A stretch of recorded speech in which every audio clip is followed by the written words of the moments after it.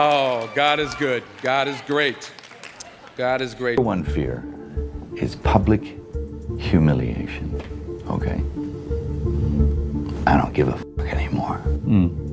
I'm not afraid of it because I've had these little heathens with no soul downstairs with horns on their head with a battering ram trying to like beat your walls in. Huge illuminated 666 in red. Yeah. And I went from that to that to that, and he started smiling. And I thought, oh no, Chris Walken is the Antichrist. Girl, if you watch the Oscars this year, you might want to grab some holy water, light a candle, and sit down, because what I'm about to tell you will completely change the way you see Hollywood. We're hearing claims about why Denzel Washington and his wife, Pauletta Washington, allegedly left Sean Diddy Combs' Oscar after-party back in 2003, and according to these rumors, the details are much darker than anyone expected. Some people even claim that actors only receive major awards after going through certain initiations. The stories suggest that what happens at these after-parties goes far beyond simple drinks and conversation. Allegedly, there are secret, after parties, held in private locations, attended by only a select few. These claims have also been loosely connected to comments people say were made by Mel Gibson and Denzel Washington. Although there's no verified evidence to support these ideas, some also point to the famous moment when Will Smith slapped Chris Rock at the Oscars, recalling how Denzel later told Will, "At your highest moment, be careful, that's when the devil comes for you." People now interpret that quote in different ways, especially considering how much attention followed that incident. There are also rumors linking Michael B. Jordan's career moments to controversial events, though again, these are speculative and not confirmed. Finally, some theories even go as far as questioning the origin of the Oscar statue itself. It was designed by Cedric Gibbons in 1928, and while some claim it resembles figures from ancient Egyptian mythology like Ptah, Osiris, and Soka, there is no solid evidence supporting the idea that it has any hidden or occult meaning. At the end of the day, these are all rumors and conspiracy theories circulating online. There's no verified proof behind these claims, but they've definitely sparked a lot of conversation about what really goes on behind the scenes in Hollywood. On me. He said, man, have you seen the image of Ptah? The image of Ptah is exactly the same as the image of the Oscar. The Oscar is the highest award that is given by the National Academy of Artists and Craftsmen. Ptah was the patron god of Menepher, the city of Memphis. He was the patron god of artists and craftsmen. Now, the man behind all of this was Cedric Gibbons, a powerful MGM executive who designed the Oscar trophy back in 1928. Everyone assumed it was simply a golden knight standing on a film reel, harmless, symbolic, and clean. However, some online claims suggest that Gibbons allegedly drew inspiration from ancient figures like Ptah, with people speculating that hidden meanings were deliberately embedded into the design. These theories go as far as saying the trophy represents some kind of initiation ritual, but it's important to note that there's no verified evidence supporting this. The speculation doesn't stop there. Some viewers have pointed to recent Academy Award stage designs, claiming they include symbolic imagery. According to these interpretations, elements like pyramids or geometric patterns resemble themes often associated with secret societies or ancient traditions. Because of this, many online discussions have started linking Hollywood events to broader conspiracy theories about hidden symbolism. Some even bring up Mel Gibson, claiming he spoke about secret after-parties as far back as the late 1990s, though these claims remain unverified and are often taken out of context. Overall, these ideas have sparked curiosity and debate, but they largely come from speculation rather than confirmed facts. Points of interest about women. There's a producer I know, successful producer, I will not mention names, but his whole opinion about women on film, from beginning to end, is very brief.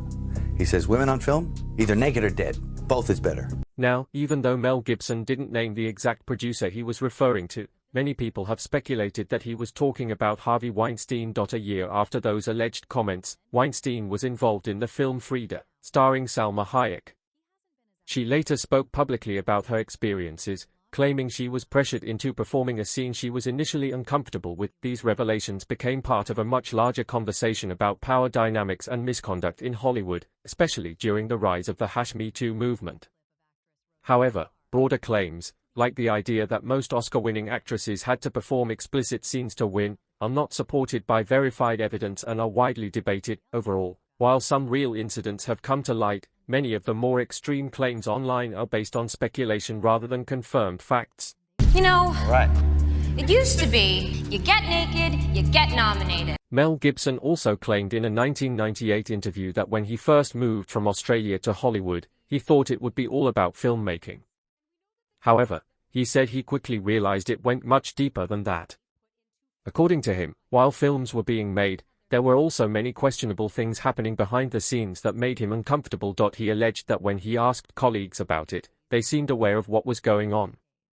At one point, he even made controversial claims about Christopher Walken, suggesting unusual behavior, though such claims are unverified and widely dismissed. In recent years, especially after cases like Jeffrey Epstein and ongoing discussions around Sean Diddy Combs, some people online have started revisiting these older statements. Still, it's important to separate confirmed facts from speculation, as many of these claims remain unproven. Over here, I had a whole bunch of weird paranoid suspicions about what the hell was going on, because there was a lot of stuff I couldn't understand, and nobody was really bothering to explain it to me. And I formed a bunch of opinions about the town and about the people in it that were like, surely that couldn't be, because a whole place can't be like, Weird Town, where the stranger wanders in and all the people are in the bar and they all shut up when he looks at them, and they tell you don't go into the house on the hill, and it's like that. And then you go away and you think, no, I was wrong. I mean, that's insane thinking. I'm paranoid. I imagined that stuff.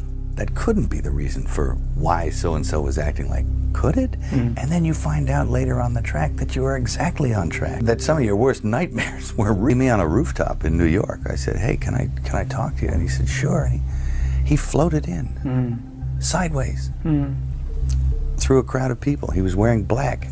And it was like one of those old vampire movies where they don't walk, but they glide. And he was a dancer, so he has he's very, graceful. Yeah. And he moved sideways, and he just sat down in a chair next to me. And it kind of frightened me. And he's a very smart guy. And we started talking, and I didn't, say much of anything about reading the script, nothing. I just started talking about the Middle Ages, and he began to talk. And we swapped, because I'd read this book on torture, and I tried to recall some of the most heinous things I'd ever read in this book, and he was like, oh, and he'd try and top it, and and my assistant was there, and he left because he couldn't stand it anymore. Yeah. The air had turned cold, and then he left, and I wanted to leave because I knew that I didn't want to work with him, and he was getting scary. And then I turned around, and it was on top of the Peninsula Hotel. I turned around to avoid his steady gaze at one point, and I was looking at a building with the top of the sixes on it. So there was a huge illuminated triple six in red. And I went from that to that to that, and he started smiling. And I thought, oh no, Chris Walken is the Antichrist. According to these claims, it was right after this that the industry began to turn against Mel Gibson. However, he didn't back down. In fact, he suggested that the backlash against his film The Passion of the Christ was because he refused to abandon his faith. He implied that his beliefs put him at odds with parts of Hollywood, though claims about any occult involvement are not supported by verified evidence and remain part of online speculation. Resistance to that movie. Oh yeah, no, there was which I thought was very strange. There was like Hollywood resistance to that movie. Like people didn't like that you were making it. It seemed like there was a lot of opposition to it, and I don't know. I think if you ever hit on that subject matter, you're gonna get people going, because of course it's big subject matter. Resistance, first of all, from secular Hollywood, where for whatever reason Christianity is the one religion that you're allowed to disparage. And then, according to these claims, he attempted to speak out again through film projects addressing serious issues. However, it's important to clarify that Sound of Freedom was not made by Mel Gibson, but by Alejandro Monteverde and starred Jim Caviezel. The film focuses on the real-world issue of child trafficking, and like many films on sensitive topics, it faced challenges with distribution before eventually being released. Some people online interpret this as resistance from powerful figures, while others point to normal industry and business reasons. Overall, while the topic itself is very real and serious, broader claims about hidden networks controlling Hollywood are largely based on speculation rather than confirmed evidence. One of the most disturbing problems in our world today is human trafficking, and particularly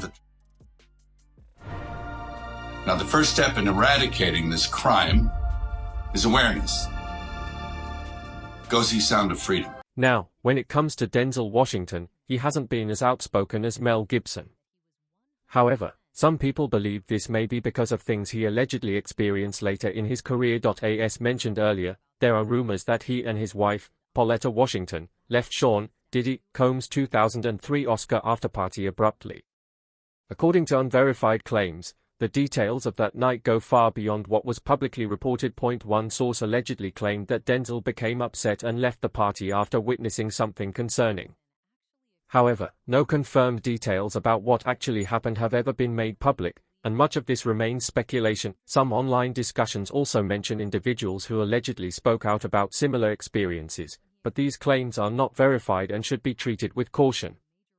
Overall, while these stories continue to circulate, there is no solid evidence confirming them. Let me know your thoughts in the comment section below. And don't forget to click here to watch this other messy video.